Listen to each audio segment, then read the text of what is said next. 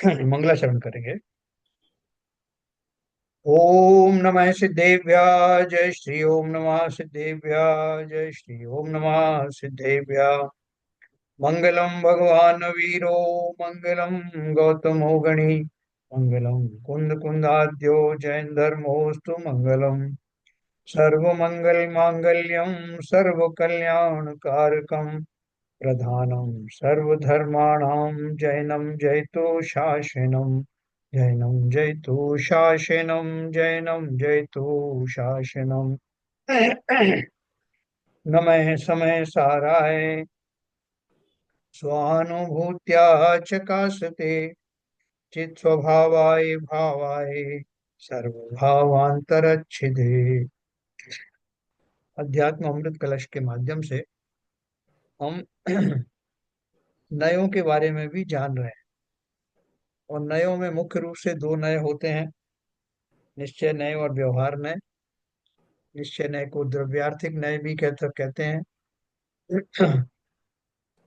और व्यवहार नय को पर्यायार्थिक नय से भी संबोधा जाता है। उनमें कुछ थोड़े से माइनर और डिफरेंट भी लोगों ने बताए हैं। बाकी मुख्य रूप से इस प्रकार से है। और द्रव्य का जो स्वरूप बताए वो द्रव्यार्थिक न है, जो पर्यायों का मुख्य रूप से स्वरूप बताए वो पर्यार्थिक न है। व्यवहार ने मुख्य रूप से पर्यायों की बात करता है। और द्रव्यार्थिक न्याय परमार्थ से निश्चय न्याय की बात करता है। तो हमारे जीवन में हम बहुत सारी बातें जो करते हैं, व्यवहार के आचरण में हम इतने ज्यादा लिप्त रहते हैं कि हमें कई बार मालूम भी नहीं पड़ता कि कौन सी बात व्यवहार ने की, कौन सी निश्चय ने की है। और व्यवहार को ही निश्चय समझ लेते हैं, तो जिसके कारण वास्तव में बहुत सारे उपद्रव होते हैं। तो दैनिक जीवन में भी होते हैं और जिनवाणी सुनने में तो अवश्य होते हैं। इसलिए यहाँ इस प्रकरण में जगह जगह उन्होंने व्यवहार न्याय को सिद्ध किया है कि व्यवहार न्याय किस अपेक्षा से है। और सही रूप में व्यवहार न्याय का प्रयोग करने वाला उसके निश्चय पक्ष से भी वाकिफ रहता है। तो ये बात अपन आगे पढ़ेंगे।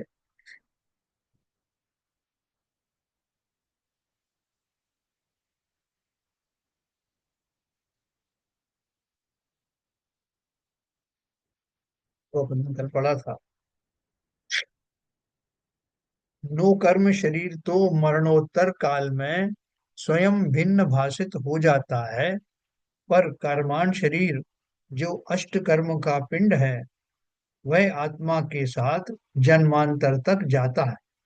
तथापि उसके भेद प्रभेद रूप वर्ग वर्गणा स्पर्धक तथा कर्म वर्गणा स्थिति अनुभाग आदि स्थान ये सब पौद्गलिक हैं, जीव द्रव्य से भिन्न है ना।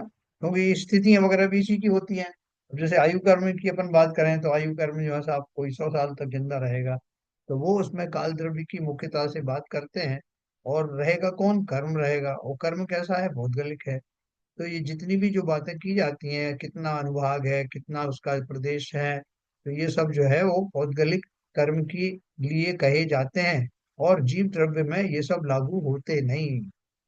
कोई आपसे कहे कि जीव की स्थिति कितनी है साहब, कर्म की स्थिति बता दी आपने कि 10 कोड़ा कोड़ी सागर है, या जितना भी है। तो जीव की कितनी है, जीव कितने काल तक रहेगा, पहले कितने काल से है और कितने काल तक रहने वाला है। तो आप क्या जवाब दोगे। जीव तो अनादि अनंत है, उसकी आप ये परिमाण क्यों लगा रहे।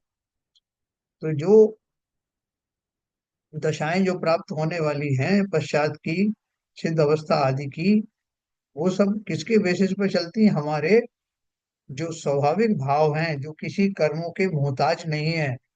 किसी भी वस्तु का स्वभाव किसी कर्म का मोहताज थोड़ी, स्वभाव तो स्वभाव ही है। तो जो स्वाभाविक स्थिति है उसको परम पारिणामिक भाव कहते हैं, जैसा अपन ने पहले भी पढ़ा। सभी जैसे सभी जीवों में जीवत्व नाम का परम पारिणामिक भाव है। और भव्यत अभव्यत में से कोई एक होता है, इसकी चर्चा अपन ने की थी। और बाकी के जितने हैं वो कर्मजन्य हैं, कि कर्म हटेंगे तो साहब क्षयोग क्षमम होगा, कर्म हटेंगे तो क्षयिक जो है वो भाव पैदा होगा, कर्म दबेंगे तो उपशमक आदि भाव होंगे। ये सब कर्मों के हाँ रिलेटिव टर्म्स हैं। कर्म के उदय निमित्त जन्य रागादि भाव तथा उपशम क्षयोपशम जन्य भाव भी आत्मा के अनादि अनंत पारिणामिक भावों से भिन्न है।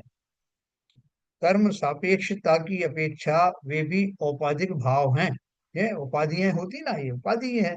तो कर्म की सापेक्षता में होते हो, कर्म पाप कर्म है, पुण्य कर्म है, ज्ञानावरणी कर्म, फलाना कर्म, ये सब कर्मों की उपाधि के अनुसार होते हैं, इसलिए औपाधिक भाव हैं।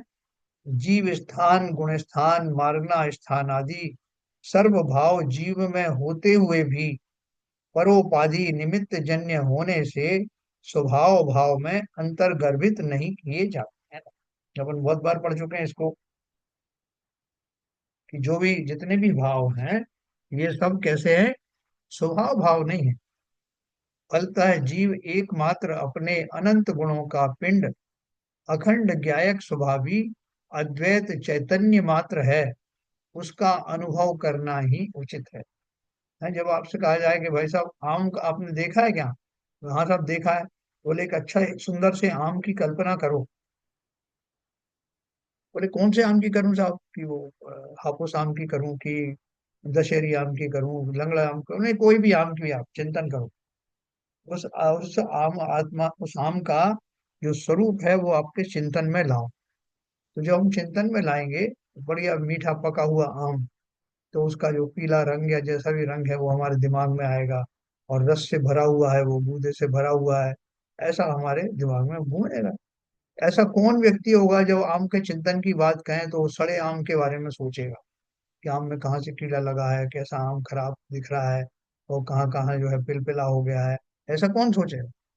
इसका अर्थ क्या है, कि मैं स्वभाव रूप से सब जो जो वास्तविक आम का स्वरूप है उसका ही चिंतन करूंगा, मैं उसकी सड़ेपन का थोड़ी चिंतन करूंगा। तो ठीक उसी प्रकार से जब मैं अपने स्वभाव की बात करता हूँ, आत्मा के स्वभाव का चिंतन करता हूँ, तो उसमें कहाँ कहाँ कर्म रूपी जो है वो कचरा बैठा हुआ है, कहाँ कहाँ उसमें जो है खराबी हो रही है, वो सब मैं थोड़ी सोचूंगा। मैं तो उसका जो स्वाभाविक भाव है, स्वाभाविक स्वरूप है, उसी का चिंतन करता हूँ। यहाँ वो उस शुद्ध आत्मा को दर्शाने के लिए सब बात की जा रही है, कि भैया ये सब जो कर्म से जो भी कर्मों के माध्यम से होने वाली चीजें हैं, उनको उसके स्वरूप में देख, स्वरूप में उसकी कल्पना मत करना, वरना तुम उसके स्वरूप तक पहुंचोगे ही नहीं। उन सड़ाओ गलगलाओ वाली चीजों में ही लगे रहोगे, विकारी भावों में ही लगे रहोगे।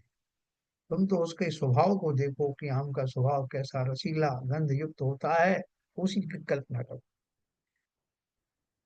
तो उसका अनुभव करना ही उचित है। फिर किसी ने प्रश्न किया, ग्रंथांतरों में जो जीव के एकेंद्रियादिक रूप अथवा नर नारकादि रूप या मिथ्या दृष्टि सासादनादि रूप भेद जीव समास मार्गणा स्थान गुण स्थान रूप में किए हैं, क्या उनका ऐसा लिखना अयथार्थ है ना। क्या उन्होंने प्रश्न किया कि साहब बहुत सारे ग्रंथों में जो जीवों की बहुत सारी वो वैरायटीज बताई है, एक इंद्रिय से लेके पांच इंद्रिय तक जीव होते हैं साहब, और नर मानव मानव होते हैं, मनुष्य होते हैं पंचम गति में, पंच इंद्रियों में, और नारकी होते हैं, देव होते हैं, तो मिथ्या दृष्टि भी पाए जाते हैं, सासाधन, ये सब जो प्ररूप नाम में बताते हैं, तो वो सब जीव समास आदि हैं, वो सब बेकार है क्या। उनका ऐसा लिखना का कोई कार्यकारी है क्या, वो यथार्थ तो है नहीं। क्योंकि आपने बोल दिया है कि ये सारी चीजें जो है कर्मों के प्रभाव से होती हैं, और कर्मों से प्रभाव से होने वाली चीजें सत्य नहीं है, वो तो जो है वो विकारी भाव है, औपाधिक भाव है। तो क्या उनको सच नहीं माने। समाधान दिया कि वो अयथार्थ नहीं है, किंतु वह कथन व्यवहार नय से है, निश्चय नय से ये सब भाव उपाधि निमित्त जन्य होने से शुद्ध जीव स्वरूप नहीं है। यही कारण है कि शुद्ध अवस्था प्राप्त सिद्ध भगवान ना तो जीव समास में गिनाए गए, ना मार्गणा स्थान में उनका स्थान है, और ना गुण स्थानों में उनकी कहीं गणना की गई है। बताओ सिद्ध भगवान का कौन सा गुण स्थान, कोई बता सकता है। सिद्ध भगवान का बताओ भाई, सीवीएन साहब कौन सा गुण स्थान। अनम्यूट करिए, अनम्यूट। गुणातीत हैं वो। ईशानातीत है। गुणातीत। क्यों गुणातीत क्यों है? एक आध गुण तो पकड़ के रखते ना गुण स्थान। क्या जरूरत है, इतनी अच्छी जगह मिल गई, अब काय को गुण को वो पकड़ना। अनंत अनंत गुणों के धारी हो गए, हाँ तो फिर जरूरत क्या है उनको कोई गुण स्थान की? उनमें तो अनंत गुण आ गए। 14 गुण मतलब जो 11वां गुण स्थान और 12वां गुण स्थान की जरूरत ही नहीं है। हम्म, उसको तो पार करके अनंत गुणों का स्थान ले लिया उन्होंने। ये क्योंकि गुण। क्योंकि हाँ, गुण स्थान जो है आत्मा की शुद्धि के स्तर हैं। वाह, और जब जब सर्वोच्च सर्वोच्च शुद्धि में पहुंच गए तो उसके फिर स्थान कहाँ रहा। वाह, बहुत बढ़िया, बहुत बढ़िया। तो गुण स्थान जो है वो रीत रागता के परिमाण में जो स्टेजेस बनाई गई हैं उनका नाम है। जब वो अब वो उनमें कोई स्टेजेस रही नहीं, सर्वरूप सर्वथा सर्व रूप से जो पूर्ण वीतरागता हो सकती है वो उन्हें प्राप्त हो गई, तो काय के गुण स्थान, है ना। इसी प्रकार से बाकी की और जो अवस्थाएं अपन ने पढ़ी वो सब भी उनके रही नहीं, है ना। ये देखो अपन ने और क्या पढ़ा। यही कारण है कि शुद्ध अवस्था प्राप्त सिद्ध भगवान ना तो जीव समास में गिनाए गए, ना मार्गना स्थान में उनका स्थान है, और ना गुण स्थानों में उनकी कहीं गणना की गई है। मार्गना स्थान में बता दे जीव कहाँ कहाँ पाए जाते हैं, तो वो कहाँ कहाँ पाए जाते हैं, वो कौन से संसारी जीवों की बात है उसके हिसाब से बताया गया है जो कर्मों से युक्त हैं। फलतः ये सब स्थान संसारी जीव के हैं, अर्थात अशुद्ध जीव के हैं। अशुद्ध जीवों को जीव शब्द से व्यवहृत किया गया है, ये पॉइंट बहुत इंपॉर्टेंट नोट करना। अशुद्ध जीवों को जीव शब्द से व्यवहृत किया गया है। निश्चय से जीव इन उपाधियों से भिन्न है। उपाधि युक्त जीव शुद्ध जीव नहीं, अशुद्ध जीव है। अहं, जब तक मैं जो हूँ किसी पद पर रहता हूँ तब तक वो लगा देते हैं साहब deputy general manager, assistant general manager, general manager, director फलाने। और फिर जब वो रिटायर हो गए, पदों से मुक्त हो गए, तब अपन उनसे क्या कहते हैं कि भाई साहब, ये कभी कभी तो कह देते हैं कि ये इस पद पर रह चुके हैं, लेकिन अभी आप उनको जीएम साहब कह के थोड़ी बुलाओ कि जीएम साहब आ रहे हैं साहब। और उन सब पदों की आवश्यकता नहीं रही, उन पदों के मोहताज भी नहीं रहे। लेकिन जब तक वो पद लगे हैं, एक तरह से उस शुद्ध आत्मा में, शुद्ध आत्मा के आदमी के पर्सनैलिटी में हमने कुछ उपाधियां जोड़ दी। यहाँ बोल रहे हैं कि वो जो उपाधियां हैं वो अशुद्ध जीव को, अशुद्ध जीवों को जीव शब्द से व्यवहार रूप से कहा गया है। निश्चय से जीव इन उपाधियों से भिन्न है। जब तक जीव की वो रहती ना शरीर आदि है, शरीर क्या है, नौकर में। तो शरीर आदि तब तक अपन कहते हैं कि ये जीव जो देखो कैसा जो जीव चल के जा रहा है, ये पंचेंद्रीय जीव है साहब, चार इंद्रिय जीव है साहब। तो उसकी उपाधियों से उस जीव की व्याख्या करते हैं, है ना। आत्मा को जीव जो है हम शुद्ध जीव की दृष्टि से कहते हैं उसको। उपाधि युक्त जीव शुद्ध जीव नहीं, अशुद्ध जीव है। यानी कर्मों की उपाधि किसी भी रूप में अगर पड़ी है तो वो जो जीव है वो शुद्ध जीव नहीं है, वो अशुद्ध जीव है। प्रश्न दिया प्रकारांतर से। बहुत सारे लोग क्या करते हैं कि आत्मा को अलग व्याख्या करते हैं, आत्मा ऐसी है, आत्मा वैसी है, और जीव की जब बात करते हैं तो उनका अर्थ संसारी जीवों से ही मुख्य रूप से होता है। सिद्ध जीव करके कोई बोलता नहीं, सिद्ध आत्माएं बोली जाती है ना। और संसारी अवस्था में अपन को उसको बोलते हैं कि ये संसारी जीव हैं। तो उसमें वो शब्द अपने आप में इस बात का परिचायक है कि मैं उसकी संसारी अवस्था की बात कर रहा हूँ। शरीर से युक्त दिखने वाला जो जीव है, पर्याय में वो सबको अपन जीव से संबोधित करते हैं। फलतः ये सब संस्थान संसारी जीव के हैं, अर्थात अशुद्ध जीव। तो प्रश्न किया प्रकारांतर से आपने कर्णानुयोग चरणानुयोग में वर्णित जीवों को यथार्थ जीव नहीं माना, उन्हें व्यवहार से जीव कहा है। साथ ही अध्यात्म ग्रंथ व्यवहार नय को तथा उसके विषयभूत पदार्थ को अयथार्थ कहता है। तब तो ये सब ग्रंथ भी अयथार्थता के प्ररूपक हुए, अतः प्रमाण की कोटि में नहीं आएंगे। शिष्य क्या बोल रहा है कि देखो आपने अभी अभी दो बातें कही। क्या बात कही? करणान योग चरणान योग में वर्णित जीवों को यथार्थ जीव नहीं माना, और आपने बोला कि ये तो व्यवहार से जीव कहे जा रहे हैं। इसका मतलब क्या? कि जहां जहां इनका प्रचलन है, चरणान योग करणान योग, वो सब ग्रंथ झूठे हैं। दूसरी बात आपने कहा, अध्यात्म ग्रंथ व्यवहार नय को तथा उसके विषयभूत पदार्थ को अयथार्थ कहता है।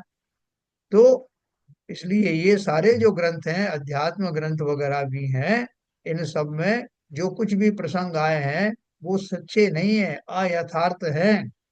इसलिए वो प्रामाणिक नहीं माने जा सकते हैं। तो ऐसे झूठे शास्त्र क्या हम उनको सुना रहे हो, है ना? ये प्रश्न किया उन्होंने। समाधान दिया, ऐसा नहीं है। निश्चय नय जैसा जीव पदार्थ का स्व आश्रित स्वरूप है, वैसा ही जीव का स्वरूप बताता है। सो जैसे को तैसा कहना तो यथार्थ है। व्यवहार नय जैसा स्वरूप है, वैसा ना कहकर वर्तमान में जिन जिन उपाधियों के संयोग पाए जाते हैं, उन उपाधियों के आधार पर जीव के स्वरूप को प्रतिपादन करता है। अतः वह जैसे को तैसा ना बताने से अयथार्थ है ना? एक जो नाटक कंपनी में कोई रावण का वेश धारण करके आ जाए, और शुरू शुरू से उसको इंट्रोड्यूस किया गया कि ये हमारे रावण है, उनका परिचय भी दिया जाए। अब वो जहां जहां जाएगा तो अब वो जो दर्शक हैं कोई बात करेंगे, और देखो वो रावण कहाँ खड़ा है, उसको यहाँ आगे आगे खड़ा होना चाहिए। देखो वो रावण कैसे बोल रहा है, उसके हाथ में देखो कल तलवार कैसे पकड़ी हुई। तो हम उसको रावण मान करके बोल रहे हैं सब, तो किस नए से बोल रहे हैं? क्या वो वास्तव में रावण है? तो वो तो एक पात्र है। उस पात्र को व्यवहार नय से मैं रावण बोल रहा हूँ, निश्चय नय से तो वो व्यक्ति, जो भी व्यक्ति होगा वो एक व्यक्ति होगा। तो इसलिए किस अपेक्षा से यथार्थ है? कोई बोल दे, कोई बच्चा के भाई साहब ये अपने तो मोहल्ले के तो हैं, ये जो जो रावण बने हैं, ये श्रीमान अपने मोहल्ले में बगल में ही तो रहते हैं, इनका नाम श्रीचंद है, आप उनको रावण क्यों कह रहे हो? तो उनको बताया जाएगा कि भैया तुम्हारी बात सही है, ये रावण नहीं है, मगर एक अपेक्षा से इस वहां पे नाटक के उद्देश्य से ये रावण बने हैं, इसलिए इनको रावण कह रहे हैं। तो यही वही कह रहे हैं, निश्चय न जैसा जीव पदार्थ का स्व आश्रित स्वरूप है, वैसा ही जीव का स्वरूप बताता है। सो जैसे को तैसा कहना तो यथार्थ है। व्यवहार ने जैसा स्वरूप है वैसा ना कहकर वर्तमान में जिन जिन उपाधियों के संयोग पाए जाते हैं, उन उपाधियों के आधार पर जीव के स्वरूप को प्रतिपादन करता है। अतः वह जैसे को तैसा ना बताने से अयथार्थ है। उतनी अपेक्षा से अयथार्थ है कि तुम वो श्री राम जी को जो भी व्यक्ति आया था रावण कह रहे हो आप, ये बात यथार्थ थोड़ी, वो रावण थोड़ी, उस अपेक्षा मतलब से ये आप। रावण रावण वगैरह कहना तो अलग है। अगर आप किसी को मनुष्य कहते हैं, किसी को जानवर कहते हैं, किसी को देव देव देव कहते हैं, ये भी यथार्थ है, ये भी बिल्कुल अर्थ है, यथार्थ है। बिल्कुल वो तो बहुत बिल्कुल दूर की बात होगी। है तो पर्याय में भी जो है सेकंड सेकंड स्थान हो गया, तो वो बिल्कुल सही, यथार्थ है। ये तो खैर बहुत दूर होगी। बिल्कुल सही, बिल्कुल सही कहा। तो ये इस तरह का प्रतिपादन होता है, और उस अपेक्षा से गलत भी नहीं है। तो आदमी को आदमी नहीं कहूँ क्या?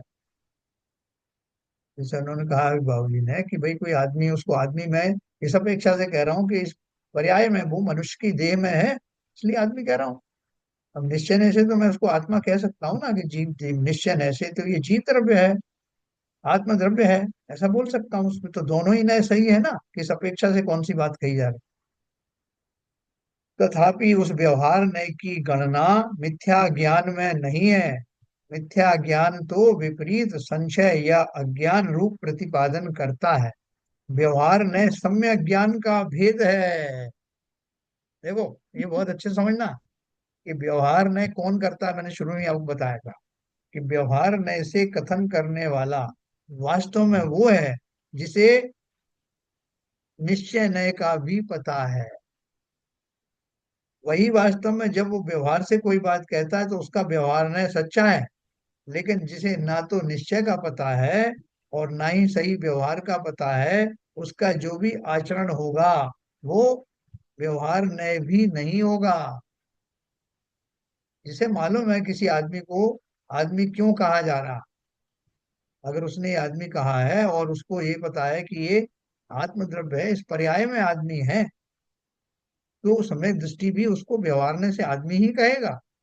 लेकिन उसको पता है कि ये पर्याय का विषय है, इसलिए उसके द्वारा कहा जाने वाला आदमी शब्द सही मायने में व्यवहार नय से कहा गया माना जाएगा। लेकिन जो वास्तव में मिथ्या दृष्टि है, जिसे परमार्थ का निश्चय नय का पता ही नहीं है कि आत्मा नाम की कोई चीज होती है, हजारों लाखों लोग ऐसे हैं जो आत्मा शब्द ही नहीं सुना होगा जिन्होंने, और जो उस आदमी को आदमी बस कह रहे हैं। और कोई उनसे पूछा जाए कि भाई साहब ये आदमी कब तक है, बोले जब तक है तब तक है साहब, उसके बाद तो इसका कुछ पता ही नहीं है, बस इतनी ही है। आया कोई आदमी है, कोई जानवर है, कोई कुछ है, ऐसे ही भगवान ने बनाए हैं, और उनकी जितनी आयु है वो जी करके समाप्त हो जाएगा। तो वो उसका आदमी कहना भी व्यवहार नय से सच्चा व्यवहार नय नहीं है, क्योंकि वो तो ये मान के चल रहा है कि यही मात्र उसकी जो पर्याय दिख रही है वही उसका स्वरूप है। जो ऐसा मानेगा, या कोई बोलेगा साहब पता नहीं कि लगता तो आदमी जैसा है, जानवर भी हो सकता है साहब, अब पता नहीं साहब, मुझे तो ठीक से पता नहीं, ऐसा लिखा है कि साहब ऐसे जिसकी 5 इंद्रियां हो, अब पता नहीं क्या है। इसलिए उन्होंने क्या बोला, मिथ्या ज्ञान तो विपरीत संशय या अज्ञान, ये 3 रूप है ना मिथ्या ज्ञान के। या तो विपरीत सोचेगा, जैसा है उसका उल्टा सोचेगा, या संशय में सोचेगा पता नहीं ऐसा है कि वैसा है, या अज्ञान द्वारा जो है वो कुछ और कुछ का कुछ बोलेगा। तो ऐसा जो व्यवहार नय मित सम्यक ज्ञान का भेद है। नए बोले ही जाते हैं, जो नए होते हैं वो प्रमाण ज्ञान के अंश होते हैं, इसलिए वो सम्यक होते हैं। तो आप बोलोगे साहब मैं भी तो दिन दिन भर रात भर जो है वो व्यवहार नय की चर्चा करता हूँ और मैं तो सम्यक दृष्टि हूँ नहीं। तो फिर आप बोलोगे मेरे द्वारा जो प्रयोग किया गया वो नय है, वो व्यवहार नय है कि नहीं। वो किसी अपेक्षा से व्यवहार नय कहा जाता है, लेकिन वास्तव में जो व्यवहार नय है वो कैसा है, जिसे निश्चय नय का ज्ञान बैकग्राउंड में होते हुए व्यवहार से किसी वस्तु को कहता है, तो वो नय को व्यवहार नय कहा जाता है। आप इस अपेक्षा से देखो ना, घी का घड़ा अपन बोलते हैं, घी का डब्बा उठाओ, घी का घड़ा लाओ, तो उस व्यक्ति को मालूम है कि नहीं कि वास्तविकता क्या है, ये डब्बा घी से बना नहीं है। तो बोलेगा साहब मैं तो सोच रहा था तो कैसे उठाऊंगा, घी में मेरे हाथ धस जाएंगे, घी से बना हुआ डब्बा है। नहीं, वो जानता है कि इसलिए घी का व्यापार किस लिए कर रहा है, इसलिए कि उसको उसमें घी भरा हुआ है, इसलिए उसका वो घी का डब्बा कहना सार्थक है ना। हाँ, खाली उतनी मात्र से समझना। लेकिन जहां अपन उसको व्यापक रूप में विस्तार रूप से व्यवहार नय की बात करेंगे, व्यवहार नय, तो मैंने आपको उदाहरण के लिए बताया, जब अपन आत्मा के संबंध में बात करते हैं, आत्मा संबंधी कोई बात करते हैं, तो वहां पर व्यवहार नय से कथन करने वाला निश्चय नय से जानने, निश्चय नय का भी जानकार होना चाहिए, तभी उसके व्यवहार रूपी कथन को व्यवहार नय की श्रेणी में लाया जाता है। देखो आगे उसको और खुलासा करेंगे। व्यवहार नय सम्यक ज्ञान का भेद है, वह पदार्थ का जिस अपेक्षा वैसा वर्णन करता है, उस अपेक्षा अर्थात उस दृष्टिकोण को साथ रखकर उसका तद्रूप कथनचित वर्णन करता है, वह एकांत रूप नहीं है। मिथ्या दृष्टि एकांत रूप करेगा साहब, ऐसा ही है। कोई बोला कि भाई साहब ये जो आदमी है ना, ये आदमी अभी क्षणिक रूप से आदमी है, ये कब देव बन जाए, ये कब जो है वो पशु बन जाए, कुछ पता नहीं। वो मानेगा नहीं, बोले ऐसा थोड़ी होता। बहुत सारे दर्शनों में ऐसे ही बताया जाता है कि जितनी आत्माएं वो अलग अलग तरह की आत्माएं हैं। जो मनुष्य की आत्मा है वो अलग है, जो जानवरों की आत्मा है वो अलग है। ऐसा हमारे बहुत सारे उसमें शायद ब्रह्म कुमारी इसमें भी ऐसा बताया जाता है। तो जिसे वो हकीकत नहीं मालूम, उसके द्वारा वो कहा जाने वाला जो भी शब्द है वो वास्तव में व्यवहार नहीं की श्रेणी में भी नहीं आते, वो तो उसकी भ्रामिक अवस्था है जो उसको समझ में आता कह दिया। देखो नीचे उसने दिया होगा, जैसे एक अध्यापक विद्याभ्यास ना करने वाले बालक को गधे हो ऐसा कह देता है, पर यह कथन सामान्य मूर्खता की अपेक्षा सापेक्ष कथन है, उसे सर्वथा गधा नहीं समझता, अतः वह मिथ्याभाषी नहीं है। कैसा कैसा मूर्ख आदमी, इसको आदमी गधा दिखाई दे रहा है। अरे भैया, दिखाई तो उसे भी आत्मा दे रहा, आदमी दे रहा है, लेकिन गधा शब्द उसने किसी अपेक्षा से प्रयोग किया है, क्योंकि वो ज्ञान शून्य है, मूर्खों जैसी बात कर रहा है, इस अपेक्षा से कहा जा रहा है। तो परमार्थ को जानकर भी अपेक्षा विशेष से पदार्थ का अतद्रूप वर्णन व्यवहार नय है। उसका प्रयोजन यथार्थता का ज्ञान कराने का है, अतः वह सम्यक ज्ञान है और प्रमाण कोटि में ही ग्रहण किया जाता। यथार्थ स्वरूप आपको मालूम है, और उसके बाद में आप किसी अपेक्षा से उस दूसरे शब्दों का प्रयोग करते हो, तो वो आपका व्यवहार नय का कथन माना जाएगा। यदि यही कथन परमार्थ को दृष्टि पथ में न रखकर इस उपचरित कथन को ही परमार्थ मान लें, तो वह मिथ्या ज्ञान होता है या मिथ्या कथन होता है। अब पिताजी ने बेटे को समझाया कि बेटा, जो घी का डब्बा ये है, उठा के लाओ। और उसने उसमें से घी निकाल करके उसने रख दिया, पिताजी ने। और बच्चा अगर ये सोचने लगे कि इसी घी से तो ये डब्बा बना है, इसको ये ज्ञान ही नहीं हुआ कि उन्होंने घी का डब्बा किस लिए कहा, तो वो तो सारे जीवन यही मानेगा कि इसमें से घी निकला था, इसका मतलब ये है कि ये घी से ही बना हुआ डब्बा है। अगर वो ऐसा सोचेगा, तो उस वो भी कभी कहेगा घी का डब्बा, में अब जब बड़ा होगा तो वो अपने बच्चों से कहेगा कि घी का डब्बा उठा लाओ। लेकिन उसके मन में क्या है कि घी से निर्मित डब्बे को ही घी का डब्बा कहा जाता है। अगर ऐसा उसका निर्णय हुआ, तो वो मिथ्यात्व में आएगा, वो व्यवहार में नहीं आएगा, है ना। लेकिन क्या बोला, यदि यही कथन परमार्थ की दृष्टि पथ में न रखकर इस उपचरित कथन को ही परमार्थ मान ले, तो वह मिथ्या ज्ञान होता है या मिथ्या कथन होता है। सुनने वालों ने देखा गुरुजी ने इसको गधा कहा है, तो धोबी भी घूम रहा था। उसने कहा, गुरुजी, इस गधे को मैं ले जाऊं क्या, मेरे कपड़े लादने काम आएगा, मेरा गधा खो भी गया है बहुत दिन से। तो उस धोबी ने उसको क्या मान लिया कि गुरुजी ने कहा तो वास्तव में ही गधा है, उसने अपेक्षा ही नहीं समझी। तो जिसने अपेक्षा नहीं समझी और वो भी उसको गधा कहने लगा, तो चूंकि उसको अपेक्षा का पता नहीं था, इसलिए उसका नय कहने का नय वो व्यवहार नय नहीं था, वो तो मिथ्या नय था, मिथ्या तो था। मिथ्या ज्ञान व व्यवहार नय में इतना बड़ा अंतर है।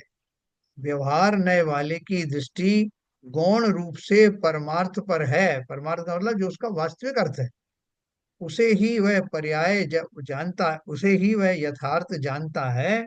पर वर्तमान में प्रयोजनवश तद भिन्न व्यवहार करता है, वह उसे परमार्थ कभी नहीं मानेगा, किंतु परमार्थ को ही परमार्थ मानेगा। जबकि मिथ्या ज्ञानी उस व्यवहार को ही परमार्थ मानता है, अतः व्यवहार ने मिथ्या ज्ञान से सर्वथा भिन्न है। देखो, हम जो अपन जो उपयोग करते हैं ना, अब इसका मतलब हम सम्यक दृष्टि तो नहीं हो गए कि हम घी के घड़े को घी का घड़ा नहीं मानते हैं अंदर से, लेकिन हम व्यवहार से उसको कहते हैं। तो हम में सम्यक दृष्टि है क्या? हम सम्यक दृष्टि भले ही ना हो, लेकिन उस आचरण में, उस प्रयोग के करते समय, क्योंकि हमको परमार्थ का ज्ञान है। परमार्थ मतलब, यहाँ परमार्थ का अर्थ आत्मा से मत लेना। परमार्थ का अर्थ यहाँ क्या है कि जो वास्तव में किस अपेक्षा से वो बात कही जा रही है, इसका हमें ज्ञान है। इसलिए हमारा जो वो कथन है, वो व्यवहार के कथन में आ सकता, ठीक है ना। तो ये बात हम जो है लौकिक जो दैनिक जीवन है उसमें इस तरह से लागू कर सकते हैं। और वहां जब हम आत्मा की बात करते हैं, आत्मा शरीर आदि की बात करते हैं, तो वहां वो कथन है कि जिसे, जो पर्यायों में रहने वाले जीवों की पर्याय विशेष का की बात कर रहा है, उसको उसके निश्चय स्वरूप का भी ज्ञान होता है। इस तरह दो कैटेगरी में आप इसको समझना। क्योंकि हम और आप अभी सम्यक दृष्टि तो है नहीं, तो अपन ये कहेंगे कि हम जो इस तरह की बात कर रहे हैं वो सब सम्यक में आता है, ठीक है ना। तो वो जो एक उपचरित में बात है वो अलग है।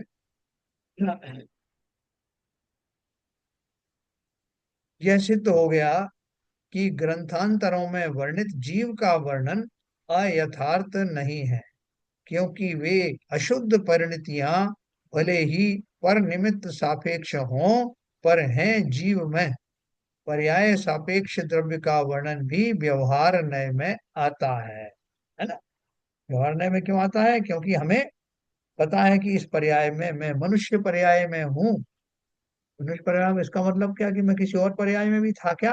बिल्कुल था। किसी और पर्याय में भी जाऊंगा क्या? बिल्कुल जाऊंगा। पर्याय विहीन भी हो जाऊंगा क्या? ये स्थूल पर्यायों से रहित हो जाऊंगा क्या? बिल्कुल हो जाऊंगा। अगर मुझे ये पूरा ज्ञान है तो मेरा जो भी कथन है वो सापेक्ष कथन है, और सापेक्ष कथन इसलिए वो व्यवहार न्याय में आएगा। इसमें किसी को कोई शंका हो तो पूछ सकता है। सबको अच्छे से समझ में आई ये बात? अब प्रश्न है, द्रव्यार्थिक दृष्टि से पदार्थ को अनादि अनंत कथन करना भी तो अयथार्थ है। देखो ये चेले के माध्यम से जो प्रश्न उठाए गए हैं उनसे हमें बहुत क्लैरिटी आ जाएगी, है ना। हमारी तरफ से क्वेश्चन पूछे जा रहे हैं। क्या क्वेश्चन पूछा? कि द्रव्यार्थिक दृष्टि से पदार्थ को अनादि अनंत कथन करना भी तो अयथार्थ है। ये कौन सा सही है कि अनादि अनंत है? क्योंकि पदार्थ पर्याय रहित केवल द्रव्य रूप तो है नहीं। अनेकांत दृष्टि में तो दोनों रूप पदार्थ कहना चाहिए, ना कि केवल द्रव्य रूप। ने बोला कि आप बोल रहे हो कि द्रव्य अनादि अनंत है, तो अनादि अनंत रूप में तो हमें कभी दिखाई नहीं दिया। हमें तो कभी ये नारकी के रूप में दिखाई दिया, कभी पशुओं के रूप में दिखाई दिया, कभी देवों के रूप में दिखाई दिया। तो वो शुद्ध आत्मद्रव्य के रूप में तो कभी दिखाई दिया नहीं। तो इसलिए हम उसको अनादि अनंत कैसे मान लें? हाँ, जब वो दिखता है सिद्ध अवस्था में हम मान लेंगे कि हाँ ये है द्रव्य, और इतना ही द्रव्य है और इतने ही काल से द्रव्य है, इसके पहले वो द्रव्य था ही नहीं। हाँ, तो उन्होंने इसलिए लिखा, द्रव्यार्थिक दृष्टि से पदार्थ को अनादि अनंत कथन करना सो भी तो अयथार्थ है, क्योंकि पदार्थ पर्याय रहित केवल द्रव्य रूप ही तो नहीं है। अनेकांत दृष्टि में तो दोनों रूप पदार्थ कहना चाहिए। दोनों रूप मतलब पर्याय अपेक्षा से पर्यायों से भरा हुआ भी द्रव्य है और पर्याय से रहित वाला भी द्रव्य है, न कि केवल द्रव्य रूप। समाधान दिया, दोनों रूप पदार्थ है इसमें संदेह नहीं। ना तो वस्तु द्रव्य मात्र है, ना केवल पर्याय मात्र है। दोनों दृष्टियां परस्पर निरपेक्ष हों तो मिथ्या दृष्टियां ही हैं। ज्ञान का उपयोग एक बार एक पर टिकता है, और वचन एक बार में एक रूप ही कथन कर सकता है। पदार्थ एक रूप है नहीं, अतः यथार्थ जानने या कथन करने के लिए एक अंग को गौण रूप में स्वीकार करके और दूसरे ही अंग को प्रमुख करके जाना या कथन किया जाता है। अतः वे दोनों ही नए कोटि में गिने जाते हैं। क्या बोले उन्होंने? ज्ञान का उपयोग एक बार एक पर टिकता है।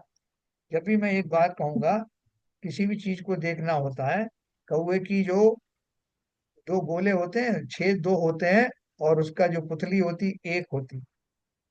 तो वो जब उसको दाहिनी तरफ देखना होता है तो उसकी पुतली घूम करके दाहिनी तरफ आ जाती है। जब बाईं तरफ देखना होता है बाईं तरफ आ जाती है। पुतली एक ही है। तो यहाँ भी ऊपर ये लिखा है, ज्ञान का उपयोग एक बार एक पर टिकता है, और वचन एक बार में एक रूप ही कथन कर सकता है। मैं कोई भी बात कहूंगा तो एक बार में एक ही बात कह सकता हूँ। दूसरी आप कहोगे मैं तो साहब बहुत सारी बात एक साथ कह सकता हूँ, एक साथ नहीं कह सकते, उसमें क्रम पड़ेगा। तो इसलिए वचन की अपने लिमिटेशंस हैं। तो जब मैं जो है पदार्थ को पर्याय दृष्टि से कहूंगा तो बाकी गौण हो जाएगा परमार्थ वाला, और जब मैं उसको निश्चय की बात करूंगा तो वो व्यवहार में गौण हो जाएगा। लेकिन है तो दोनों ही, अवस्थाएं दोनों ही है, तो मैं क्रम से ही तो कहूंगा। पदार्थ एक रूप नहीं है, अतः यथार्थ जानने या कथन करने के लिए एक अंग को गौण रूप में स्वीकार करके और दूसरे ही अंग को प्रमुख करके जाना या कथन किया जाता है। अतः वे दोनों ही नए कोटि में गिने जाते हैं। हम किसी व्यक्ति की पर्सनैलिटी डिस्क्राइब करते हैं ना, तो भाई साहब वो बहुत बड़े दानी हैं। अब आगे की बात मैं कह रहा था, उससे पहले किसी ने टोक दिया, क्या बात कर रहे हो, वो केवल दानी है क्या? आपने उनकी फलानी बात तो कही नहीं। तो भैया मैं कह रहा हूँ ना आगे, अब थोड़ा सा टाइम तो लो, अभी मैंने दानी कहा है, वो बहुत धर्मात्मा भी है।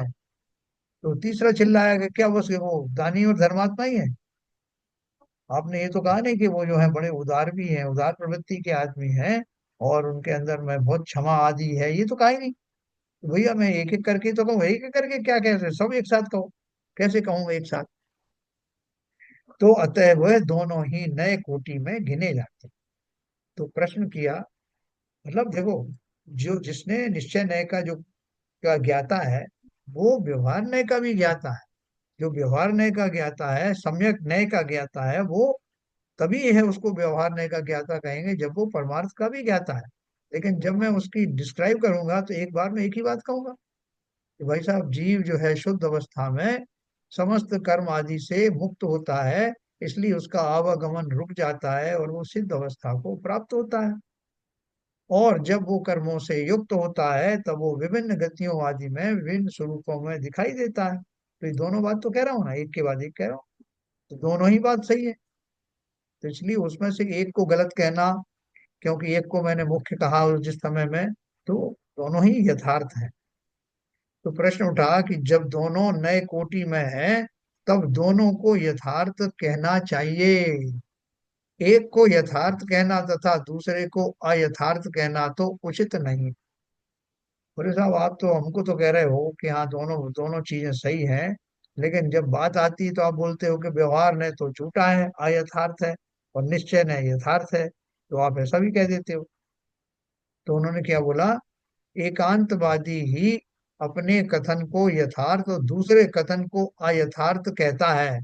अतः प्रश्न वाले प्रश्नकर्ता बोल रहा है, अतः निश्चय नय यदि व्यवहार नय को अयथार्थ प्रतिपादन करता है तो वह एकांतवाद है, जबकि व्यवहार नय परमार्थ को दृष्टिपथ में रखकर उसे अयथार्थ नहीं कहता। इससे सिद्ध है कि व्यवहार नय ही यथार्थ नय है, अनेकांत स्वरूप है। निश्चय नय अपर नय का निषेधक होने से मिथ्या रूप है। देखो बहुत जोरदार क्वेश्चन पूछा। तो क्या प्रश्न किया उन्होंने कि एक व्यक्ति बन गया व्यवहार नय और उसने दूसरे व्यक्ति को बना दिया निश्चय नय। तो अब दोनों कह रहे हैं ना कि आप दोनों की बात सुनो और दोनों को बराबर से आप महत्व दो। तो उसने क्या बोला कि आप बोल रहे हैं कि दोनों ही नए के विषय हैं, दोनों ही सम्यक नए हैं। कौन से? व्यवहार नए और निश्चय नए। तब जब दोनों नए कोटि में हैं तब दोनों को ही यथार्थ है ऐसा कहना चाहिए। एक को यथार्थ कहना दूसरे को अयथार्थ कहना तो उचित नहीं है। अपन कहते हैं ना, व्यवहार ने यथार्थ नहीं कहता, निश्चय ने यथार्थ कहता है। तो एकांतवादी ही अपने कथन को यथार्थ और दूसरे कथन को अयथार्थ कहता है। अपन लौकिक जीवन में लड़ने लगते हैं ना, तो साहब आप वो एक को तो बड़ा सिर पे चढ़ाए हुए हो और दूसरे को आप गलत बता रहे हो कि वो झूठा है। तो ऐसा कहने वाला तो हम उसको इम्पार्शियल कैसे मान लें? पक्षपाती कहेंगे हम आपको। अतः निश्चय ने यदि व्यवहार नय को अयथार्थ प्रतिपादन करता है तो वह एकांतवाद है। एकांतवाद किसे बोलते हैं? कि आप तो बिल्कुल तुले हुए हो, निश्चय नय वाला यही कहता है कि व्यवहार नय अयथार्थ है, इसका मतलब वो एकांतवादी है।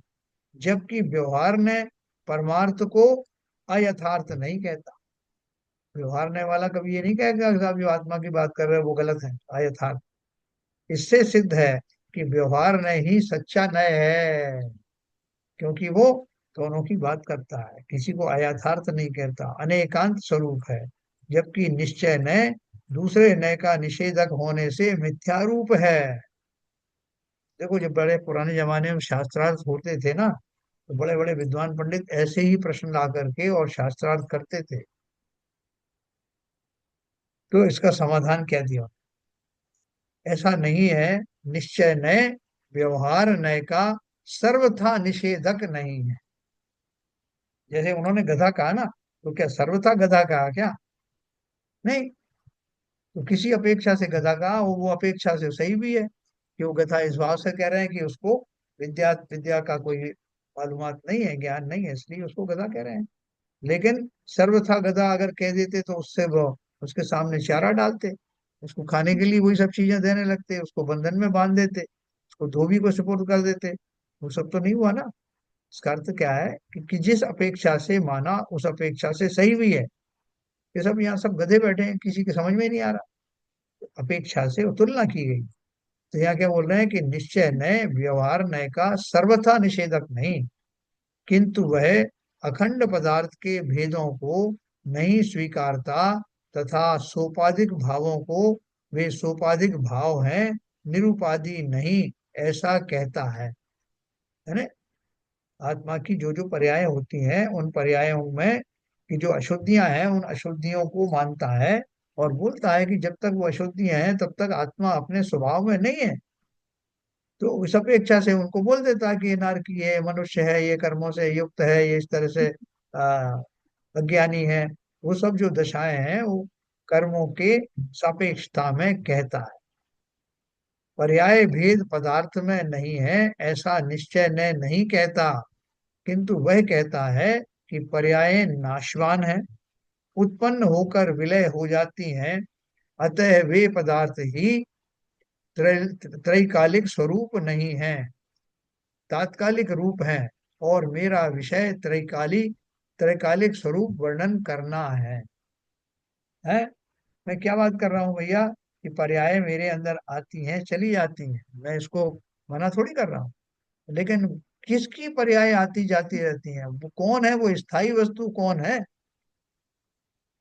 अभी मैं कहूँ कि साहब ये पानी है ना, यही बर्फ बन जाता है, इसी की स्टीम बन जाती है, इसी का जो है वो पर्याय बदलती रहती है, गर्म हो जाता है, ठंडा हो जाता है, लेकिन मूल पदार्थ तो जल है। वो जल तो अनादि अनंत है, अनादि काल से है। उसी रूप में उसकी पर्याय भली बदल जाती। तो यहाँ वो यही कह रहे हैं, पर्याय नाशवान है, उत्पन्न होकर विलय हो जाती हैं, अतः वे पदार्थ की त्रैकालिक स्वरूप नहीं है। पानी जो है, पानी तो हमेशा वैसा पाया जा सकता है, लेकिन बर्फ जो है उसका हमेशा बर्फ रूप में नहीं रहेगी। वो पानी बर्फ रूप में ज्यादा देर तक नहीं रहेगा, स्वभाव में लौट आएगा। और मेरा विषय मैं किसकी बात कर रहा हूँ, मुख्य पानी की बात कर रहा हूँ, अर्थात मुख्य आत्मा की बात कर रहा हूँ, त्रैकालिक स्वरूप की बात कर रहा हूँ, जिसमें कितने कर्म आए चले गए, कितने आएंगे चले जाएंगे, जब नहीं रहेंगे कर्म तब भी वो है, और जब कर्म है तब भी वो है। ऐसा त्रिकाल स्वरूप वाला आत्मा, मैं उसकी बात कर रहा हूँ। मेरा विषय त्रैकालिक स्वरूप वर्णन करना है, व्यवहार नय का विषय तात्कालिक स्वरूप का कथन करना है। भाई साहब तो अपनी अभी की बात बताओ, आप करोड़पति हो कि आप जो है लखपति हो।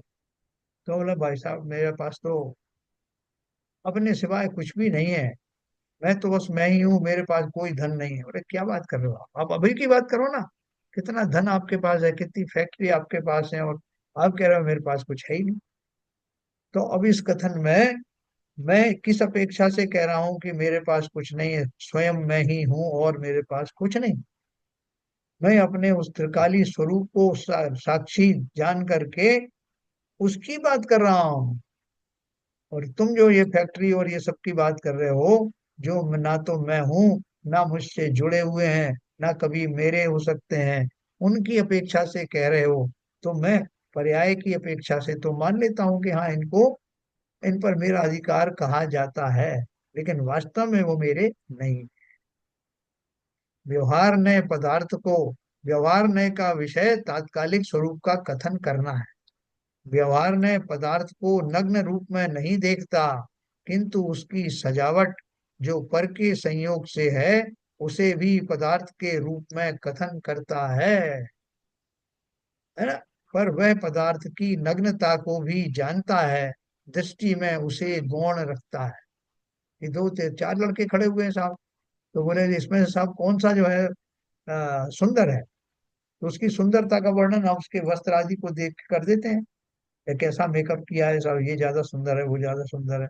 सबके वस्त्र निकाल दो और सारा मेकअप हटा दो, तो उनकी सुंदरता की पहचान जो वस्त्रों के कारण हो रही थी वो तो नहीं रही ना।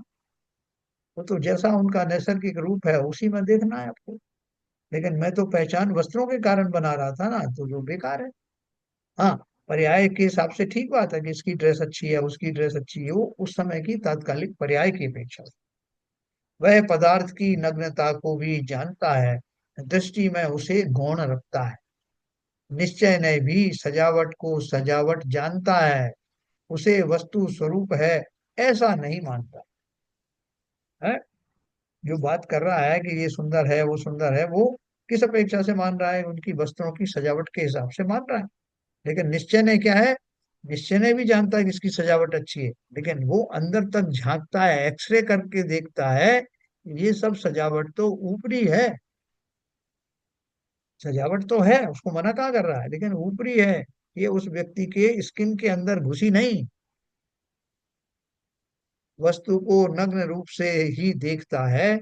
इस प्रकार दोनों नए यथार्थता के प्राप्त कराने में सहायक होने से यथार्थ है। अभी जो इंजीनियर है वो देखेगा कि एक बिल्डिंग का सामने वाला व्यू लिया तो उसको एलिवेशन कहते हैं। वो एलिवेशन ड्राइंग बना दी उसने, सामने से बिल्डिंग देखोगे तो ऐसी लगेगी। फिर ऊपर से देखोगे तो कैसी लगेगी, उसने प्लान बना दिया। साइड व्यू दे दिया कि साइड से देखोगे तो ऐसी दिखाई देगी। और उसने चारों पांचों व्यू बना करके किसी को भेज दिए। तो अब वो क्या कहेगा कि भाई साहब ये इसमें जब उल्टा सीधा लग रहा है मेरे को, यहाँ तो कुछ और दिख रही है बिल्डिंग। ये फ्रंट व्यू जो क्या कहाँ लिखा हुआ है वहां तो कुछ और दिख रहा है, साइड में कुछ और तरह से दिख रही है, ऊपर से देखो तो कुछ और दिख रही है। हमें बेवकूफ बना रहे हो, ऐसी होती है क्या बिल्डिंग? तो उससे ड्राइंग वाले से पूछो, डिजाइन वाले से पूछो, बोले कि साहब इसमें जितने भी व्यू दिखाए हैं वो सब सही हैं। अरे ऐसे कैसे हो सकता है, व्यू तो एक ही सही होगा, सामने से दिखने पे कैसी दिखती है, बाकी के व्यू सही क्या होंगे? तो अब आप बताओ बाकी भी व्यू सही है कि नहीं है? बिल्कुल सही है। तो इसलिए उन्होंने कहा कि जिसने पूरी ड्राइंग बनाई है उसको मालूम है कि ये सारे व्यू अपनी अपनी जगह पे सही है, साइड से ऐसा दिखेगा, सामने से ऐसा, ऊपर से ऐसा। तो इसलिए बोल रहे हैं नयों का स्वरूप ही यह है कि प्रत्येक नय अपने विषय की मुख्यता रखता है, अन्य विषय को गौण रूप में स्वीकार करता है। दूसरा नय भी अपने विषय को मुख्य करता है, अन्य को गौण रूप में स्वीकार करता है। इस प्रकार दोनों वस्तु के स्वरूप के सापेक्ष संस्पर्शी हैं, है ना। और वो ड्राइंग वाले से बोले भाई साहब मुझे जरा एलिवेशन दिखा दो, एलिवेशन दिखा दिया उसको। बोले अब मुझे इसको बनाना है तो अंदर की डिटेल भी तो चाहिए, कितनी लंबाई इसकी, कितनी चौड़ाई है, तो बोले उसका प्लान दे दो मेरे को। तो उसने प्लान दे दिया। तो ये दोनों जब वो प्लान देख रहा है तब वो एलिवेशन नहीं देख रहा, जब एलिवेशन देख रहा है तब प्लान नहीं देख रहा, एक एक करके देख रहा है ना, जब जिसकी जरूरत है। तो इसलिए इस प्रकार दोनों वस्तु के स्वरूप के सापेक्ष संस्पर्शी हैं। प्रश्न है, ऐसा है तो अध्यात्म ग्रंथों में निश्चय को उपादेय और व्यवहार को हे क्यों कहा है? दोनों को उपादेय मानना चाहिए क्योंकि दोनों सम्यक हैं। इस प्रश्न का उत्तर आप सब देंगे अभी कि दोनों नए का बताना ठीक है कि एक ही नए से काम चल जाएगा? बताओ, विपुल जी बताओ। नए जो है, हाँ दोनों दोनों चीज सही है। हाँ नए का मतलब ही ये है, दोनों ही स्वरूप को अलग अलग तरीके से कहा गया है, उसी का तो नाम नए है। हम्म, तो वो तो दोनों ही यथार्थ रूप है, नए से कहा जाएगा। निश्चय नए मतलब से, दोनों, निश्चय नए से सही है, व्यवहार नए से कहो तो व्यवहार नए से सही है। मतलब दोनों नए की आवश्यकता है। जरूरी है आपको बताना दोनों नए से। हम्म, दोनों नए अपनी अपनी, हाँ विपुल जी कुछ बोल रहे हैं। नहीं सर, वही है जैसे सिविजन साहब कह रहे हैं कि दोनों ने की अपनी अपनी इम्पोर्टेंस है। हाँ हाँ लेकिन अ, एक अवस्था प्राप्त करने के बाद एक एक लेवल तक जब आपका लेवल इम्प्रूव हो जाता है, तब उस टाइम पे व्यवहार करने की जरूरत थोड़ी कम होती चली जाती है और निश्चय नहीं रह जाता है, ऐसा मुझे लगता ठीक है। और कोई बताएं? संजय प्रकाश बताओ भाई, व्यवहार नहीं की जरूरत रहती है क्या, वो कब तक रहती है, किस लिए रहती है?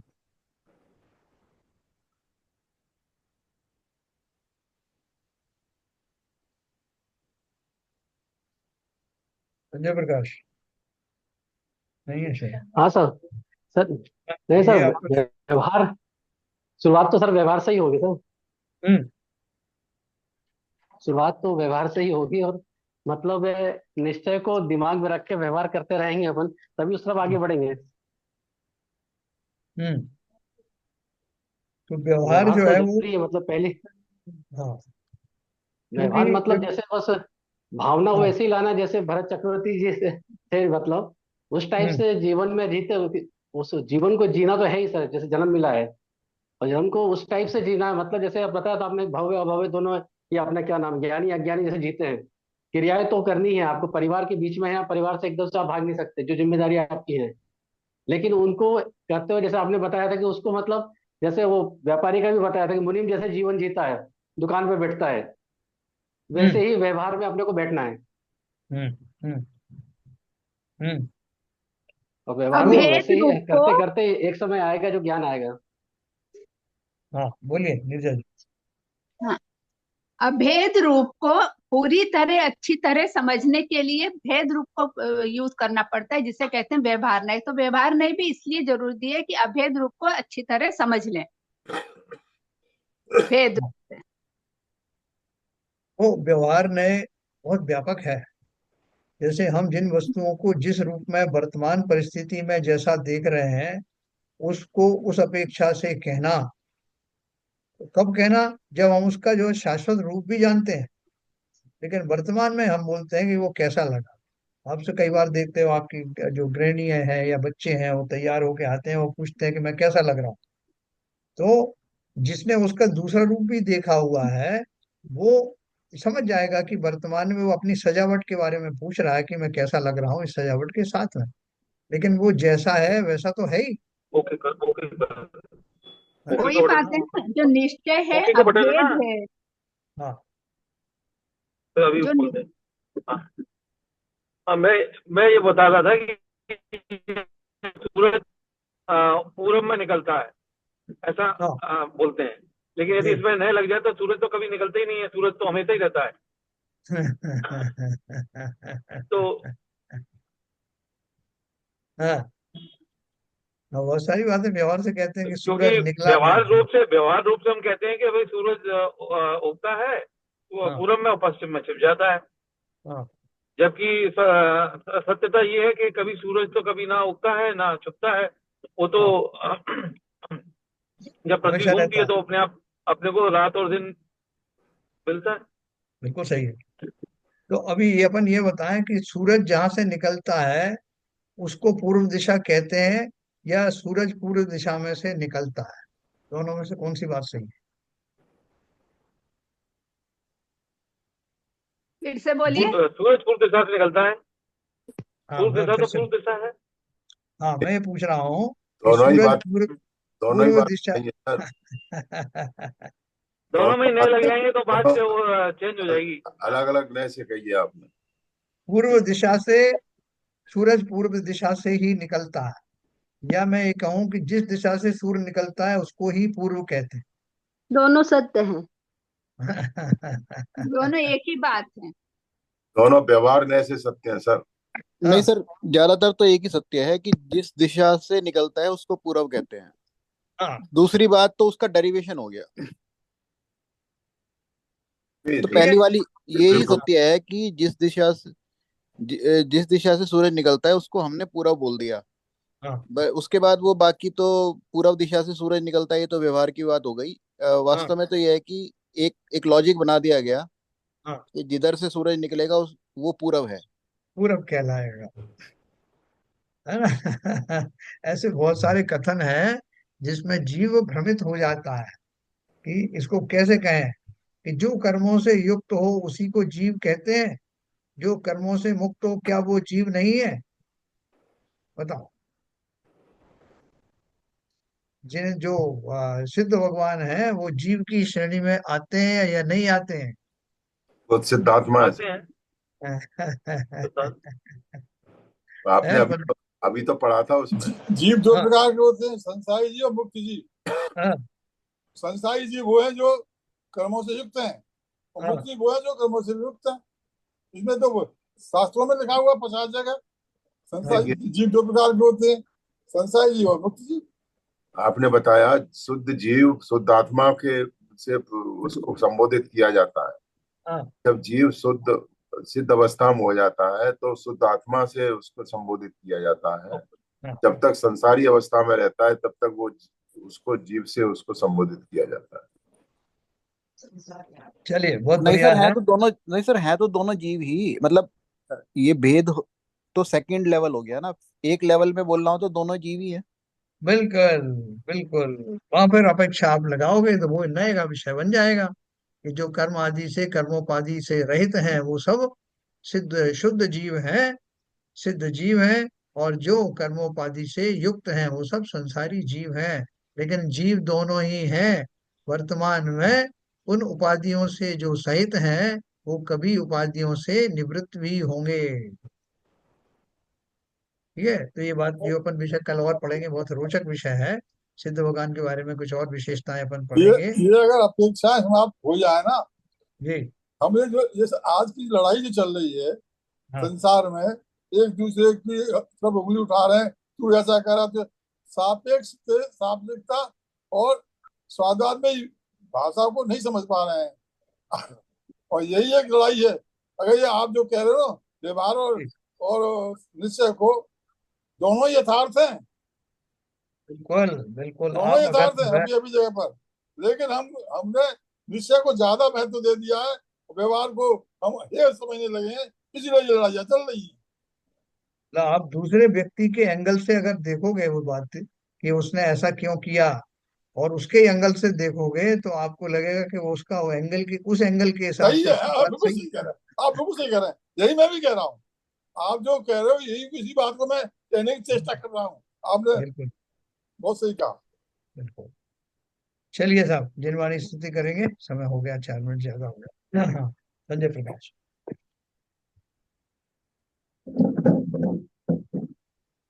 सिरिजेण वाणी जग कल्याणी, जग जन मति तुम होए हरि।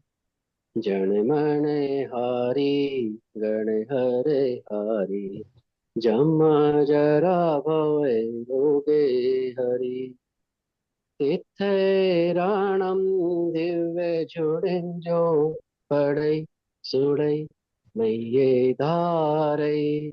प्राणं सोखे मनन्तं धरिये, सासद मोखे पदं पावै। सासद मोखे पदं पावै। जिनवाणी माता की जय। जय।